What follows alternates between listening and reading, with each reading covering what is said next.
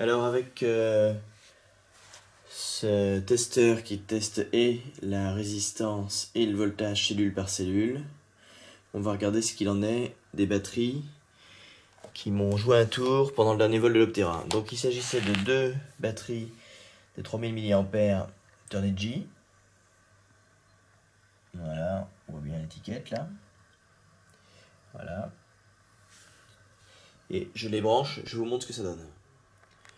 Donc la batterie est connectée au testeur de deux façons, par le port de balance et par le port principal. Là il y a un adaptateur pour permettre de tester plusieurs types de batteries. Quand on allume, on a immédiatement le voltage principal, ensuite on a le voltage par cellule. Donc on la voit 4,12, 4,16 et 4,09 volts, c'est bon, mais quand on regarde la résistance, on a 3,3 milliohms, 2,8 milliohms et 16 milliohms. Je suis un peu trop loin. 16 milliohms. Donc la dernière cellule est pas du tout comme les autres. Voilà, là je viens de faire le même branchement mais avec l'autre batterie.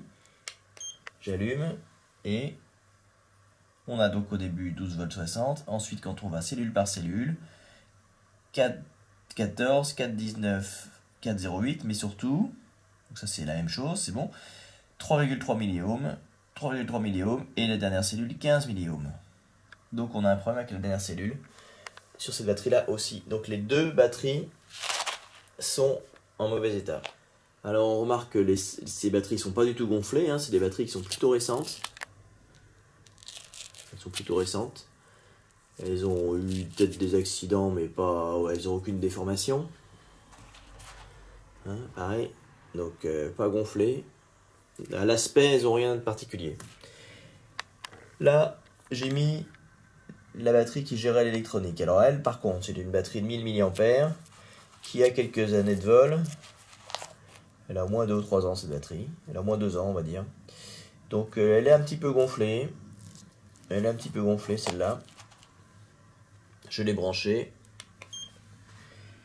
Et nous avons 4,13, 4,19, 4,04 et 30 milliohms, 29 milliohms, 39 milliohms.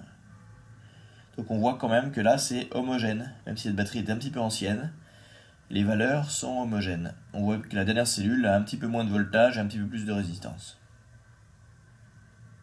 Alors ça c'est une Zippy Compact 1800 mAh. Elle est très récente, celle-là, vraiment, je sais même pas si elle a volé. Je suis pas sûr qu'elle ait fait un vol. En tout cas, s'il en a fait un, elle n'en a pas fait 10. Et donc celle-là, j'ai 4,14, 4,19, 4,09 et j'ai 11 milliohms, 11 milliohms, 11 milliohms. Là, donc là, on voit que sur une batterie récente, la résistivité des cellules est complètement homogène. Moralité 1, j'ai une déficience des deux batteries moteurs en même temps. Moralité 2, il faut tester ces batteries de temps en temps avant le crash.